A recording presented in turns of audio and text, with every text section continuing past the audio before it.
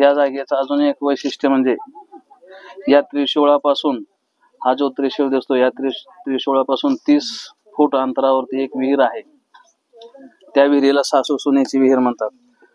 कारण या विहिरीचं अर्ध्या भागातलं पाणी खारं आहे आणि अर्ध्या भागातलं पाणी गोड आहे आणि म्हणून या भागामध्ये या विहिरीला सासू सुनेची विहीर म्हणतात. एकाच विहिरीतलं पाणी परंतु एक खारं आणि एक गोड आहे.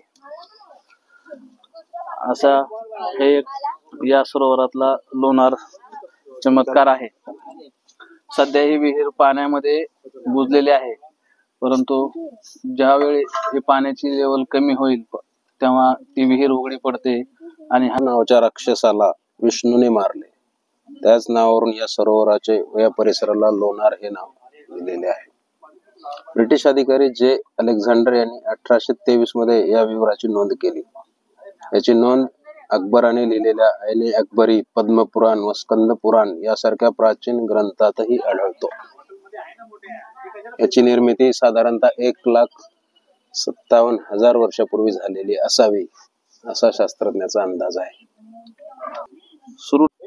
या सरोवराचे अजून एक वैशिष्ट्य म्हणजे जशी जगातील 7 आश्चर्याची नोंद आहे तशी महाराष्ट्रातील 7 आश्चर्याची नोंद झालेली आहे. आणि या 7 आश्चर्यापैकी महाराष्ट्रातल्या हे एक आश्चर्य आहे. काय म्हणाले?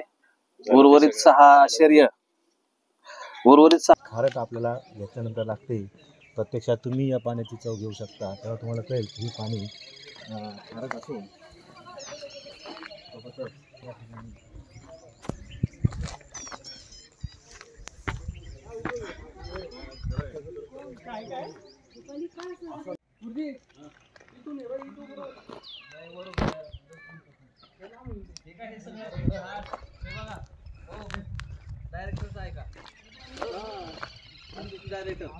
नाही हे कॅमेरा असाच असेल.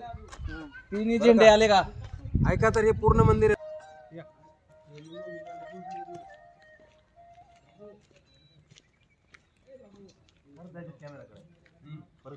हा इकडे जाण्याचा एक रस्ता जंगलातून निघतोय. लोणार सरोवरकडून येताना किंवा जाताना एका वळणावरती 2 वाटा फुटतात. त्या ठिकाणी हे एक रामगया मंदिर आपल्याला प्राचीन मंदिर आहे जे पाहायला मिळतंय. आपण एका मिनिटाच्या अंतरावरती असलेल्या या पौराणिक मंदिराकडे येऊ शकतो.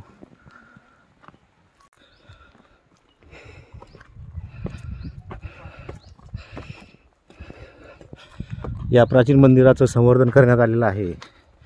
त्याचे अवशेष आपल्याला दिसतील.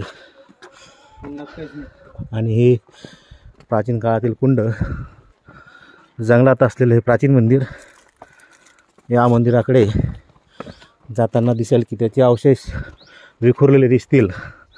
आणि हे मंदिर म्हणजे हे नवीन बांधलेलं आहे,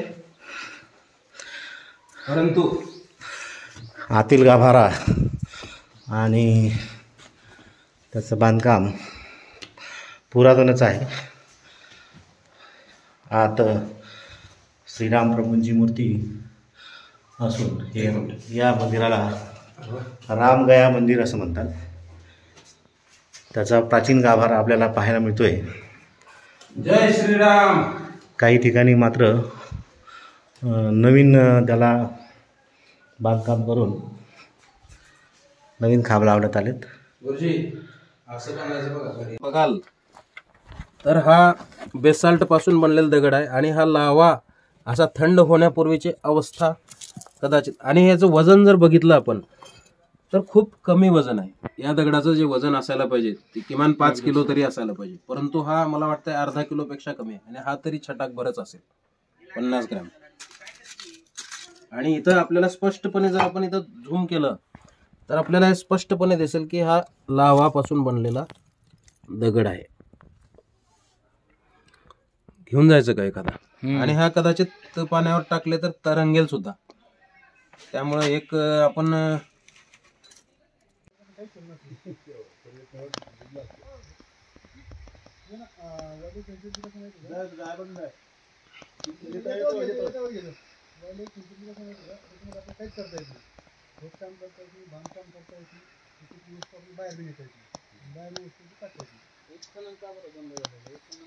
तीनशे 65 हेक्टर